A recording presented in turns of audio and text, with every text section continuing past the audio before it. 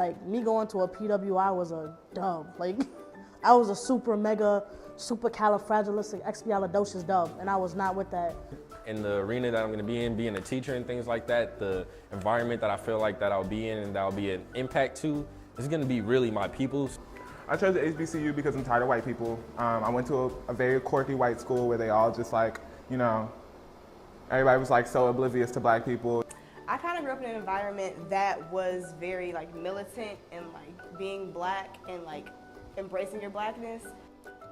I didn't choose the HBCU. The HBCU chose me. I wanted to go to another school, which is Uncut. Just like, why go to the number 12 school or whatever it is when I can go to number 1?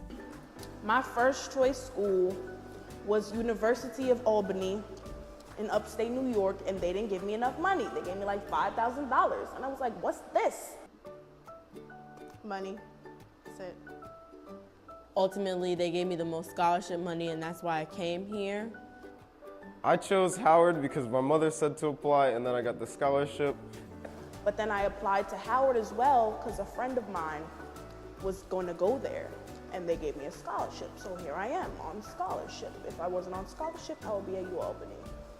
I grew up in Texas, and I grew up in a predominantly white area. Like, the place that I lived was called Sienna Plantation. Like, that alone is problematic. I got tired of people asking me if they could touch my hair.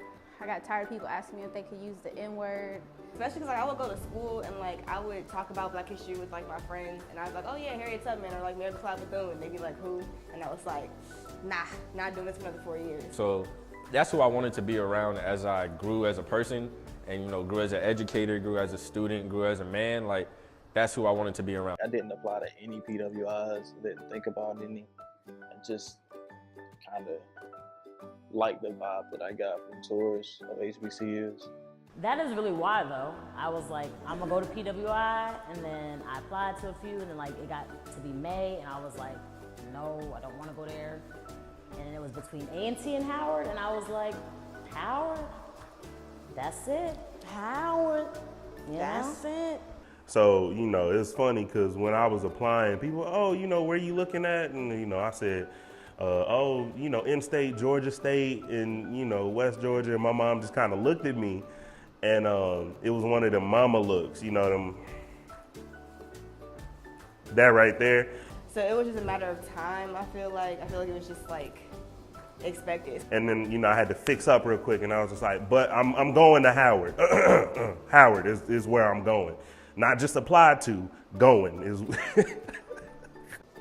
I was the complete opposite. Not that my parents weren't like, you know, teaching us Black history and stuff, but my neighborhood was predominantly white. I went to a predominantly white school my entire life. Even before I transferred to Howard, I went to a predominantly white school. I got tired of people saying they were darker than me when we came back from summer break. And I'm like, I might as well be black. No, you might as well not. And I needed to be around more people like me. More people who had the same mindset, went through the same things, may have had the same struggles. Because I came onto Howard's campus and I felt like this is where I belong, this is my home. And then I saw the beautiful people who looked like me, and I was like, I could really discover who I am outside of like the black girl in the class. I didn't want to have to continue to represent for an entire race, and when I came to Howard, like, I just loved the people there. Basically being around all black people. It's a real refreshing thing. Not to say HBCU isn't diverse, because there's different types of black people, but at the end of the day, there's a certain struggle, a certain identity that only we have. And I think that just getting out of my comfort zone of just being used to the norm, whatever that is, and just going to a school with other people from different backgrounds and seeing a different type of diversity.